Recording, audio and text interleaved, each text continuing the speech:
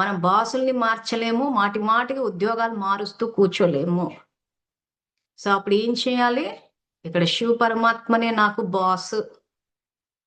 ఎంత తేలికైపోతుందో చూడండి. పనిని సేవ అనుకుంటాము, ఇక్కడ శివ పరమాత్మనే బాస్ అనుకుంటాం.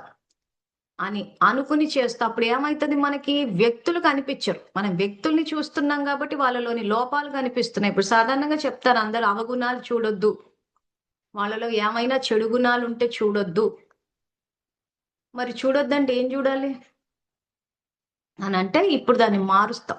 సో ఇక్కడ శివ పరమాత్మనే బాసు అని అనుకున్నప్పుడు, నిజంగా ఆఫీస్లో ఉన్న బాసులో ఉన్న సమస్యలు, చెడు ఇది మనకేం కనిపించదు. ఉంటాయి ఆయనలో అలాగే. ఇప్పుడు ఆయనను మార్చడం మన ఉద్దేశం కాదు. ఆయన మారాలనుకుంటే ఆయన విని ఆయన మారుతారు. సో ఇక్కడ పరివర్తన చెందాల్సింది మనము. సో కాబట్టి మనము చేసే పనిని సేవ అనుకుని చేస్తాము.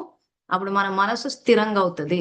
ఆ తర్వాత శివ పరమాత్మనే బాస్ అనుకుని చేసినప్పుడు ఇంకా నెక్స్ట్ లెవెల్ స్థితప్రజ్ఞ స్థితికి వచ్చేస్తా.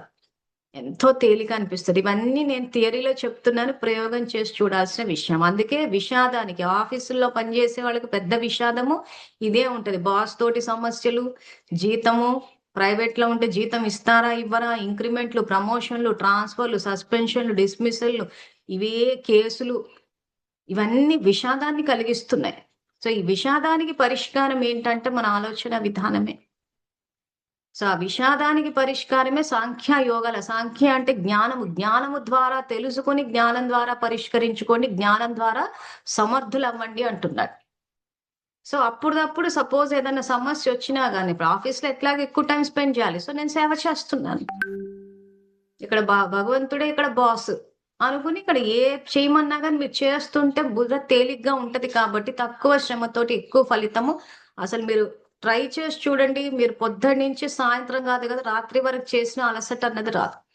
సో ముందు మన పరిస్థితి ఎలా ఉండేది? పని అనుకున్నప్పుడు బాస్ తోటి తలకాయ నొప్పులు, బాస్ న్యూసెన్స్ అనుకున్నప్పుడు మన పరిస్థితి ఎలా ఉంది? ఇప్పుడు సేవ, శివ పరమాత్మనే ఇక్కడ బాస్ అని అనుకుని చేస్తే మైండ్ ఎలా ఉంది, వర్క్ ఎలా ఉంది?